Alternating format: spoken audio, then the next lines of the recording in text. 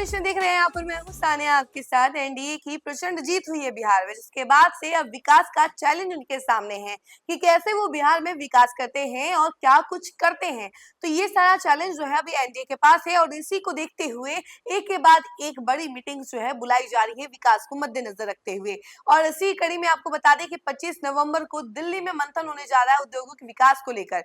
जी हाँ, बिहार में कैसे उद्योगों का विकास होगा इसको लेकर दिल्ली में मंथन होना है और दिलीप जायसवाल जो कि उद्योग मंत्री हैं वो मिलेंगे अमित शाह से। पीयूष गोयल ने ये बैठक बुलाई है और देखिए आगे क्या कुछ होता है इस बैठक में, ये तो देखने वाली बात है, लेकिन क्या कुछ मामला निकल कर सामने आ रहा है इस बैठक को लेकर, इसके बारे में जानकारी हम जरा आपको विस्तार से देते हैं। बिहार के औद्योगिक विकास पर दिल्ली में मंथन होगा। केंद्रीय मंत्री पीयूष गोयल ने 25 नवंबर को इस संबंध में दिल्ली में बैठक बुलाई है। इसमें बिहार के उद्योग मंत्री डॉक्टर दिलीप जायसवाल शिरकत करेंगे। उनके अलावा केंद्र और राज्य सरकार के अधिकारी भी शामिल होंगे।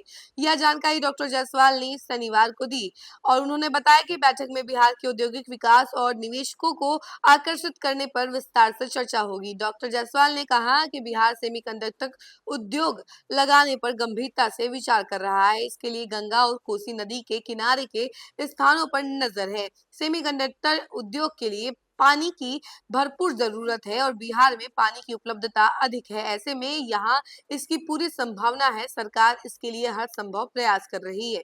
मंत्री ने पत्रकारों से बात करते हुए कहा कि राज्य सरकार एक सप्ताह में औद्योगिक क्षेत्र के विकास का रोड मैप तैयार कर लेगी। औद्योगिक क्षेत्र की समस्याओं और बाधाओं को लेकर भी सरकार एक माह में अपनी कार्य योजना तैयार कर लेगी। लैंड लॉक्ड राज्य होने की समस्या को दूर करने पर भी विशेष योजना तैयार की जाएगी। डॉक्टर जायसवाल ने कहा कि मुख्यमंत्री नीतीश कुमार ने उद्योग के विकास को लेकर काफी काम किया है। पिछले दिनों उन्होंने प्रगति यात्रा के दौरान सभी जिलों में औद्योगिक क्षेत्र के विकास के लिए जमीन की व्यवस्था करने का निर्देश दिया। सभी जिलों में लैंड बैंक की स्थापना की गई है।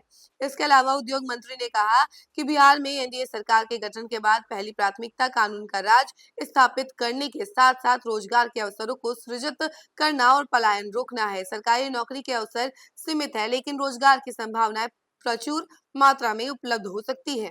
उद्योग विभाग इसके लिए काम करेगा। हम राज्य में उद्योगों का जाल बिछाएंगे और इसके अलावा हर जिले में उद्योग का विकास करने की योजना पर काम करेंगे।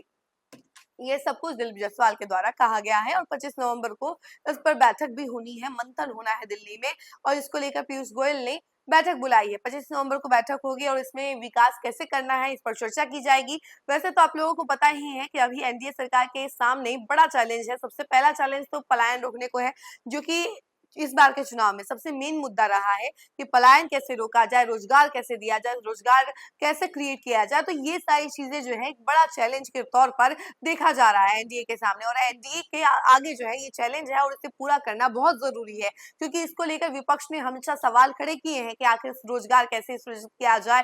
इसके अलावा कई सारे मुद्दों पर चर्चा की जाती है और पलायन को रोकने को लेकर जो है ना सबसे मेन एक पॉइंट है और इसी पॉइंट को जनसुराज ने भी उठाया था और इसके अलावा आरजेडी ने भी उठाया था। तो ऐसे तमाम विपक्षी दल जो है इसको इस पॉइंट को उठाते रहते हैं। तो ये एक बड़ा चैलेंज एनडीए के सामने है। तो कैसे पलायन को रोकती है एनडीए और कैसे रोजगार सृजित करती है यानी रोजगार क्रिएट करती है, ये देखने वाली बात है और दिल्ली में क्या कुछ मंथन होता है। लेकिन तब तक के लिए बने रहें और देखते रहें न्यूज़4नेशन। धन्यवाद।